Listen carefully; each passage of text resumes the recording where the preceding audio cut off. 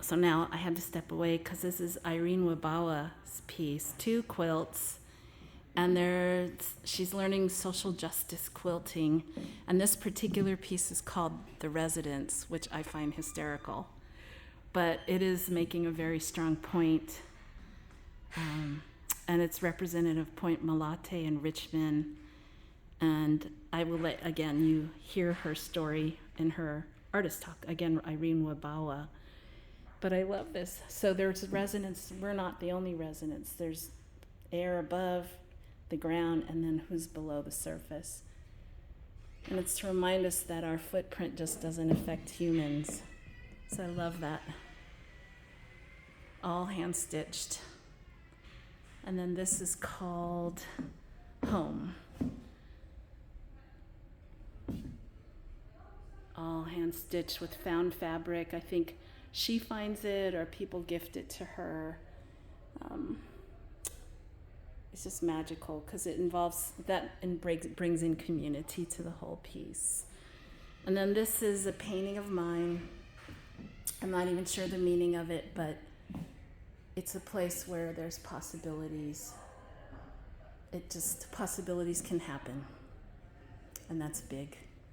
Then over here we have Deborah Santana, one of our advisors, and we're thrilled to have her in the show.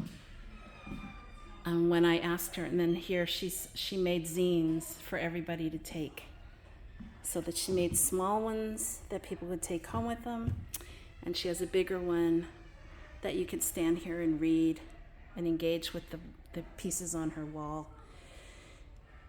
And when I wrote to her in social media, I wrote to her to ask if she wanted to be in the show because she's been an advisor since she found us in 2016 in Point Reyes, Gallery 1 in Point Reyes.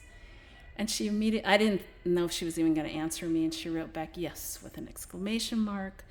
She sent me all her paperwork, everything on time, and she had to even ship this piece from LA, and she had to finish that on time to get it to me on time. And it's been a lovely collaboration. It's been wonderful to have her in the show. And the next one up is it's a collaboration between Cueponcaxochitl, who also is a Central Valley artist that we met through the connection with Paz Zamora's group, 7 Gen. And this is a collaborative piece with funnel painting with her son Cuixin.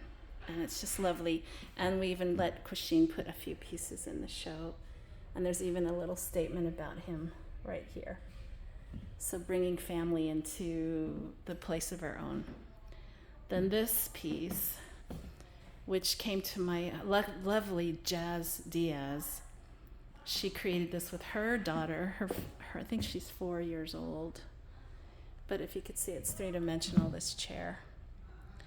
And the story with this piece is Jazz was creating it, and we weren't sure if all the Central Valley folks were going to be able to deliver their work, because it is a 2-hour drive from JSA, which is in Emeryville, California.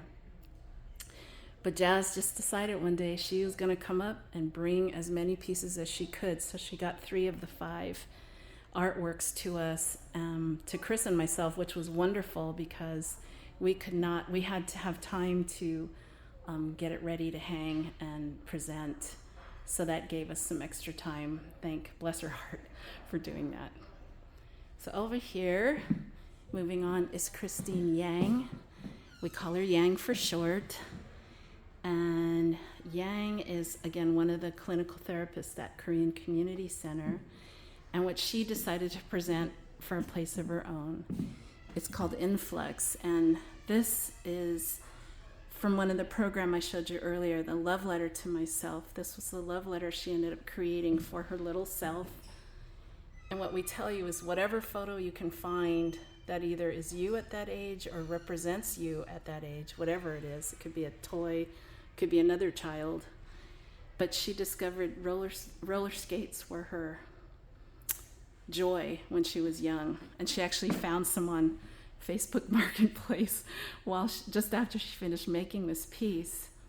And then these ribbons, I'm probably going to say this wrong, but her mom sent them from Taiwan with a box of sewing things, and they were just straight ribbons. she's the one that envisioned this and tied all these knots, and it's amazing to me that it's all lined up. She was able to do it. And she has bits and pieces of things that mean a lot to her friends, her family.